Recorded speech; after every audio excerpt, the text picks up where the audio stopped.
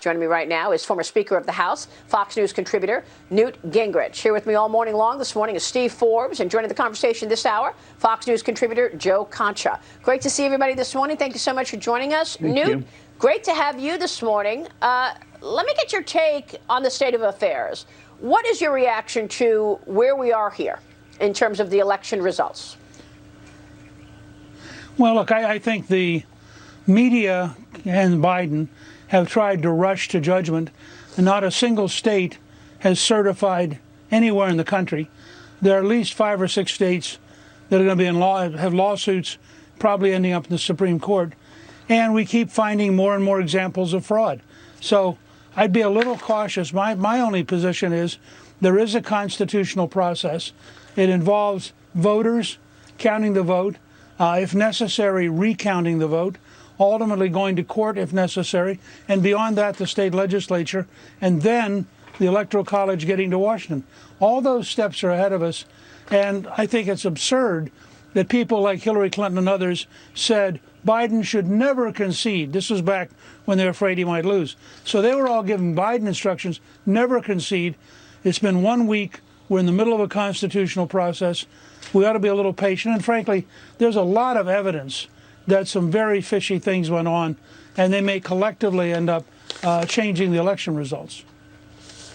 Yeah, it's pretty incredible that you've got these episodes of different situations, whether it be dead people voting or, you know, some ballots, tens of thousands of them that didn't even have President Trump on the ballot, or, you know, ballots being dropped in the middle of the night. Do you think it's just episodic, or do you think there's something more systemic to this?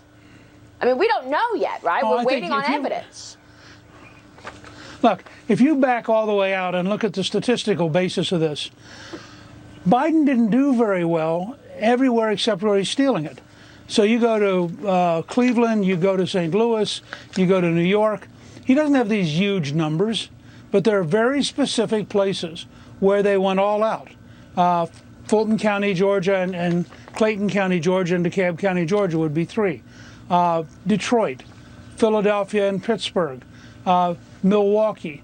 All of these places have a tradition. Philadelphia has a long tradition of corruption, and it's been endured, but now it's threatening the presidency.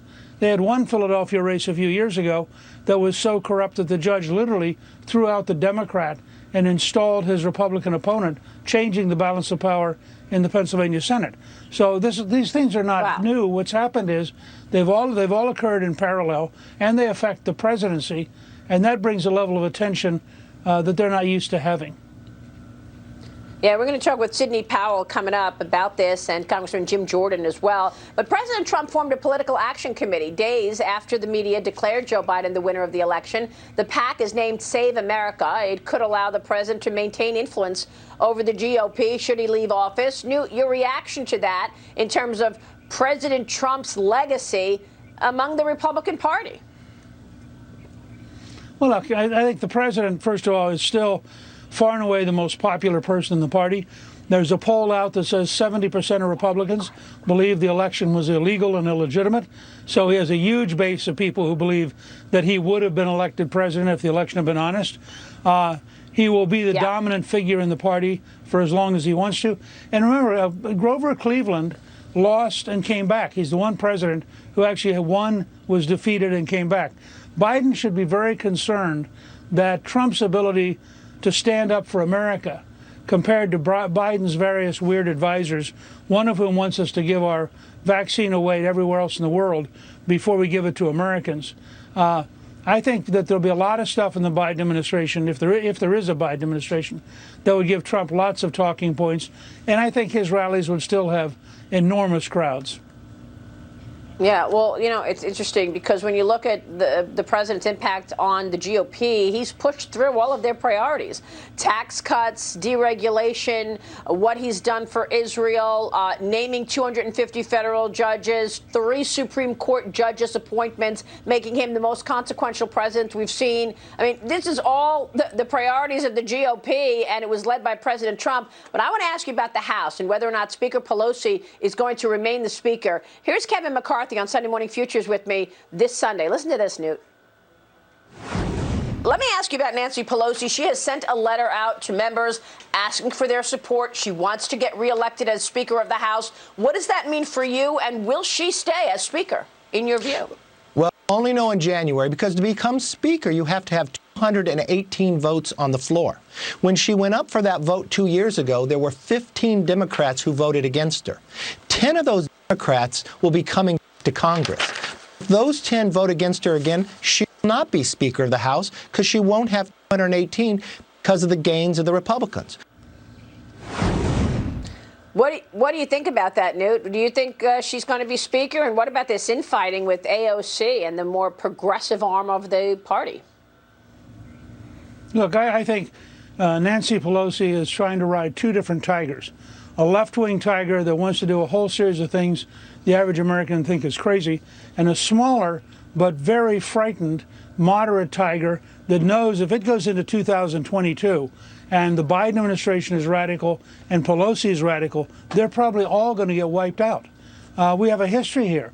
Bill Clinton gets elected. 2 years later, we took the House for the first time in 40 years. Obama gets elected, and John Boehner leads a 63-vote pickup 2 years later. So any Democrat who's smart is going to look at this. You have, for example, you have Zeke Emanuel, who's a senior advisor to Biden, who says we ought to give away our vaccine to the rest of the world before we give it to Americans. He also says people over 75 shouldn't get unusual medical care because they've already lived a full life. Now, how can you have that guy on the COVID task force when the primary people who are dying are over 75? This stuff is all going to add up very quickly. They're out of the basement, is how I put it. Yeah, I was just looking at that Zeke Emanuel statement. He says, "Why I hope to die at 75.